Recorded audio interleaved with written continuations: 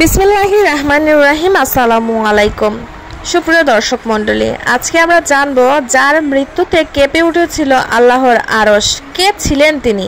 তাহলে চলুন জানা যাক। ভিডিওটাকে না টেনে সম্পূর্ণটা ভিডিওটা দেখার অনুরোধ রইল। ইসলাম গ্রহণ করার পর হায়াত পেয়েছেন মাত্র 6 বছর। 37 বছর বয়সে পরপারে পাড়ি জমান বিখ্যাত সাহাবী হযরত সাদ ইবনে মুআজ রাহমাতুল্লাহ আলাইহি। জীবনটা কেমন ছিল তার মৃত্যুর পর আল্লাহর আরশ কেঁপে উঠেছিল।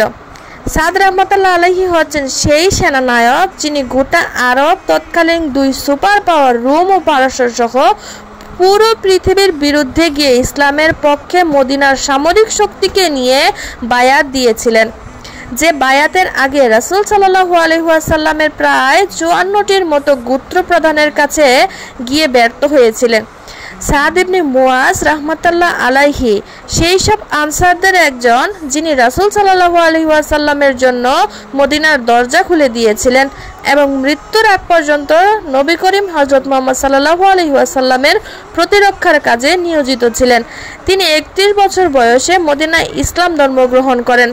তার ওসিলায় ইসলাম গ্রহণ করেন বনু আব্দুল আশহাল গোত্রের সব নারী পুরুষ। অংশ নিয়েছেন বদর, উহুদ ও খন্দকের যুদ্ধে। 5ম হিজরিতে সংঘটিত খন্দকের যুদ্ধে শত্রু দলের হিব্বান ইবনে আরিক্কাহর নিক্ষিপ্ত একটি তীর তার দেহে বিদ্ধ হয়। আহত অবস্থায় তিনি মহান আল্লাহ তাআলার কাছে এই মর্মে দোয়া করেন যে তিনি যেন তাকে বনু কুরাইজার বিচার পর্যন্ত হায়াত দান করেন, কারণ বনু কুরাইজা খন্দকের যুদ্ধে মুসলমানদের সঙ্গে চরম গাদ্দারি করে মুসলমানদের সঙ্গে সম্পাদিত মৈত্রী চুক্তি ভঙ্গ করে মক্কার মুশরিকদের গোপনে সহায়তা করে। মহান আল্লাহ তাআলা তার দোয়াকে কবুল করে নেন। দীর্ঘ 1 মাস তার ক্ষত ভালো হয়নি। খন্দক যুদ্ধের পরপরই রাসূল সাল্লাল্লাহু আলাইহি ওয়াসাল্লাম বনু কুরাইজার বিরুদ্ধে অভিযান চালান, তাদের দুর্গ অবরোধ করে রাখেন। অবশেষে তারা সাদ ইবনে মুআজ রাদিয়াল্লাহু তাআলা আনহুর ফয়সালার উপর রাজি হয়ে দুর্গ থেকে বেরিয়ে আসে। তাদের ধারণা ছিল সাদ রাদিয়াল্লাহু তাআলা আনহু তাদের পক্ষ নেবেন, কেননা তিনি ছিলেন আউস গোত্রের নেতা। তার গোত্রের সঙ্গে বনু কুরাইজার ছিল মৈত্রী সম্পর্ক, কিন্তু ইসলামের স্বার্থে এক চুল পরিমাণও ছাড় দিতে রাজি ছিলেন না সাদ রাদিয়াল্লাহু তাআলা আনহু। অসুস্থ অবস্থায় তিনি মসজিদে নববীর অন্দরে একটি তাঁবুতে অবস্থান করছিলেন। তখন নবী করিম হযরত মুহাম্মদ সাল্লাল্লাহু আলাইহি ওয়াসাল্লাম তাকে ময়দানে নিয়ে আসতে বলেন। বিশেষ ব্যবস্থাপনায় একটি ঘোড়ায় উঠিয়ে তাকে রাসূল সাল্লাল্লাহু আলাইহি ওয়াসাল্লামের কাছে আনা হয়।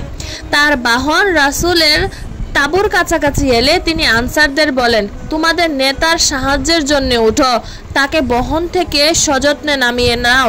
রাসূল সাল্লাল্লাহু আলাইহি ওয়াসাল্লাম তাকে বলেন, এই ইহুদিরা তোমার ফয়সালার উপর রাজি হয়ে আত্মসমর্পণ করেছে। তারপর তিনি বনু কুরাইজার বিশ্বাসঘাতকদের যোদ্ধাদের হত্যার ফয়সালা করেন। নারী ও শিশুদের দাসদাসী বানানো এবং তাদের সম্পদ গনিমত হিসাবে জব্দ করার ফয়সালা দেন। রাসূল সাল্লাল্লাহু আলাইহি ওয়াসাল্লাম বলেন, তুমি আল্লাহর হুকুম অনুযায়ী ফয়সালা করেছো। ফয়সালার পরপরই তার জখম থেকে রক্তক্ষরণ শুরু হয়। অল্প সময়ের মধ্যে তিনি শাহাদাতের অমীয় সুধা পান করেন। মদিনার বাইতুল বাকি জান্নাতুল বাকি কবরস্থানে ইসলামের জন্য নিবেদিত এই সাহাবীর সমাধি করা হয়। ইন্তেকালের সময় তার বয়স ছিল 37 বছর। বুখারী ও মুসলিম শরীফের হাদিস, তার ইন্তেকালের পর জিবরাইল আলাইহিস সালাম রেশমি পাগড়ি পরিধান করে রাসূল সাল্লাল্লাহু আলাইহি ওয়াসাল্লামের দরবারে উপস্থিত হয়ে বলেন, কে মৃত্যুবরণ করেছে? যার জন্য আসমানের দরজাগুলো খুলে দেওয়া হয়েছে, যার কারণে আরশে কম্পন সৃষ্টি হয়েছে। রাসূল সাল্লাল্লাহু আলাইহি ওয়াসাল্লাম দৌড়ে যান সাদ রাদিয়াল্লাহু তাআলা আনহুর কাছে, গিয়ে দেখেন তিনি আর বেঁচে নেই। রাসূলুল্লাহ সাল্লাল্লাহু আলাইহি ওয়াসাল্লাম বলেন, নিশ্চয়ই সাদ অতি নেককার বান্দা, যার জন্য আল্লাহর আরশ কেঁপে উঠেছে, আসমানের দরজাসমূহ খুলে গেছে এবং তার জানাজার জন্য 70,000 ফেরেশতা যোগদান করেছে, যার এর আগে আর কখনো পৃথিবীতে আসেনি। কতই না পবিত্র মহান হৃদয়ের মানুষ ছিলেন সাহাবীরা।